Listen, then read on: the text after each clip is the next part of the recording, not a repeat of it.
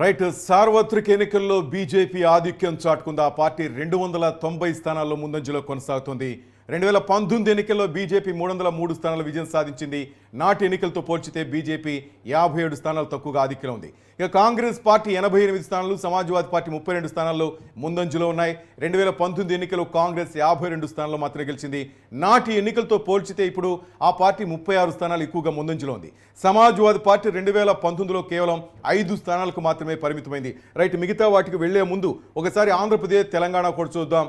తెలంగాణలో 17 పార్లమెంటుల్లో లోక్సభ పార్లమెంటు స్థానాలకు సంబంధించి కాంగ్రెస్, బీజేపీ మధ్య పోటీ నెలకొంది.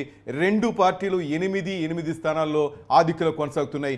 బీఆర్ఎస్ పార్టీ ఎక్కడా కూడా తన పట్టు సాధించలేకపోయింది. ఎంఐఎం ఎప్పట్లాగే హైదరాబాద్ స్థానాన్ని సుస్థిరపరుచుకుంది.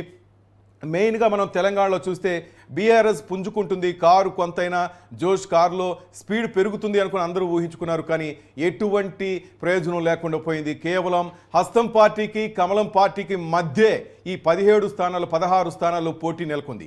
ఒక స్థానంలో అసదుద్దీన్ ఓవైసీ దాదాపు 1-2 లక్షల మెజార్టీతో ఆయన గెలిచినట్టు తెలుస్తోంది. ఇక ఈ 8 స్థానాల్లో బీజేపీ, హస్తం పార్టీ అభ్యర్థులు విజయం వైపు దూసుకెళ్తున్నారు. బీఆర్ఎస్ ఎక్కడ కూడా తన ప్రభావం చూపించలేకపోయింది. ఇక ఆంధ్రప్రదేశ్లో 175 అసెంబ్లీ స్థానాల్లో 134 స్థానాల్లో టీడీపీ పార్టీకి సంబంధించిన అభ్యర్థులు, 20 స్థానాల్లో జనసేన పార్టీ అభ్యర్థులు, 7 స్థానాల్లో బీజేపీ అభ్యర్థులు ముందంజలో ఉన్నారు.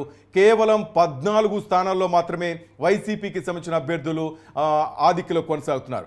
ఎప్పుడు లేని విధంగా ఆంధ్రప్రదేశ్లో తెలుగుదేశం పార్టీ ప్రభంజనం సృష్టించింది. చెప్పాలంటే ఒక రికార్డు నెలకొల్పింది. ఎప్పుడు లేని విధంగా ఆధిక్యంలో దూసుకెళ్తోంది.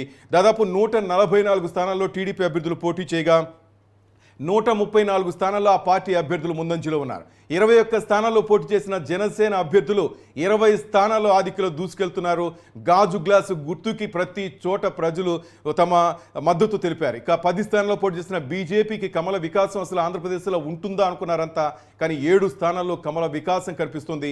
పురంధేశ్వరి నాయకత్వం పట్ల ప్రజలు, అటు మోడీ నాయకత్వం పట్ల ప్రజలు మద్దతు పలుకుతున్నారు. అయితే 175 స్థానాల్లో తన అభ్యర్థులు నిలబెట్టి అందరికంటే ముందుగా 175 స్థానాల్లో నేను మీకు మేలు చేస్తుంటేనే ఓటు వేయండి, మీ బిడ్డను ఆశీర్వదించండి అంటూ వైఎస్ జగన్ చేసిన వ్యాఖ్యలు కానీ, ఆయన చేసిన హామీల పట్ల కానీ ఎక్కడా కూడా అంత ప్రతిస్పందన లేదు. ఆయన సొంత జిల్లాలో కడపలో కానీ, అటు రాయలసీమలో ఎక్కడా కూడా ఆయన ప్రభావం చూపించలేదు. ఫ్యాన్ స్పీడ్ మాత్రం చాలా తగ్గిందని చెప్పుకోవచ్చు. చాలా ప్రాంతాలు, శ్రీకాకుళం, విజయనగరం, రాయలసీమ కానీ కొన్ని ప్రాంతాల్లో అయితే, కృష్ణా, గుంటూరులో అయితే క్లీన్ స్వీప్ అని చెప్పుకోవచ్చు. అక్కడ కొడాలి నాని, వల్లభనేని వంశీ అయితే మధ్యలోనే కౌంటింగ్ ప్లేసెస్ నుంచి బయటకు వెళ్ళిపోవడం జరిగింది. నగిర్లో రోజమ్మ కూడా అక్కడి నుంచి వెళ్ళిపోవడం జరిగింది. ఊహించిన విధంగా ఇతను కౌన్సిలర్గా గెలుస్తాడా అన్నారు. కానీ ఆ కౌన్సిలర్గా ఏమో కానీ మంగళగిరిలో దాదాపు 20,000 పైచిలకు మెజార్టీతో నారా లోకేష్ ఘన విజయం సాధించబోతున్నారు. ఇక పిఠాపూర్లో కూడా 61,000 మెజార్టీతో పవన్ కళ్యాణ్ గాజు గ్లాసు గుర్తు మీద గెలిచి అసెంబ్లీలో ఆయన అడుగు పెట్టబోతున్నారు.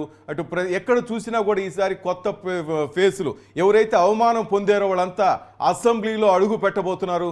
ఈసారి ఆంధ్రప్రదేశ్ అసెంబ్లీ రసవత్తరంగా మాత్రం కనిపించబోతోంది. ఎందుకంటే ఇటు వైసీపీ కేవలం 14 స్థానాల్లో మాత్రం గెలుపొందబోతుంది.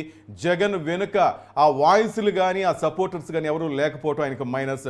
మొత్తం మీద ఇటు భీమవరం నుంచి ఎటు చూసిన కుప్పం నుంచి శ్రీకాకుళం వరకు కూటమి అభ్యర్థులకే ప్రజలు మద్దతు పలికారు. మనం చూస్తున్నాం బ్రేకింగ్ న్యూస్. వైసీపీ అభ్యర్థి గ్రంథి శ్రీనివాస్పై భీమవరంలో రామాంజనేయులు జనసేన అభ్యర్థి గెలిచారు. ఉండిలో రఘురామకృష్ణరాజు ఘన విజయం సాధించారు. ఈయనే కాబోయే అసెంబ్లీ స్పీకర్ అనే ప్రచారం కూడా జరుగుతుంది. అటు మాజీ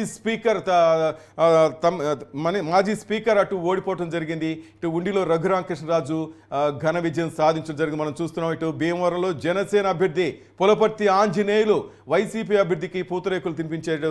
మొత్తం మీద కాకినాడ కాజైతే ఏది విధంగా చూసుకున్న గోదావరి జిల్లాల్లో గంప గుత్తగా మనం ఎటు చూసిన జన సైనికులు మేమున్నాం నీ వెంట అంటూ అటు కూటమి అభ్యర్థులను గెలిపించడానికి శతవిధాల ప్రయత్నించారు. ఆ రిజల్ట్ మనకి ఇప్పుడు కనిపిస్తోంది. కోస్తాలోనే కాదు, ఎటువైపు చూసినా రాయలసీమలో కూడా కూటమి అభ్యర్థుల వెంటే ప్రజలు, ఆంధ్రప్రదేశ్ ప్రజలు నిల్చున్నది వాస్తవం కనిపిస్తోంది.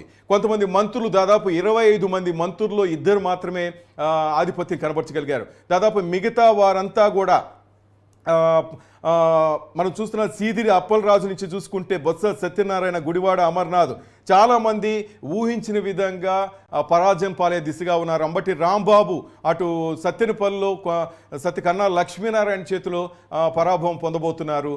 ఇక ఎంపీ స్థానాల విషయానికి చూస్తే కూడా టీడీపీ అభ్యర్థులు, జనసేన అభ్యర్థులు, బీజేపీ అభ్యర్థులు దూసుకెళ్తున్నారు.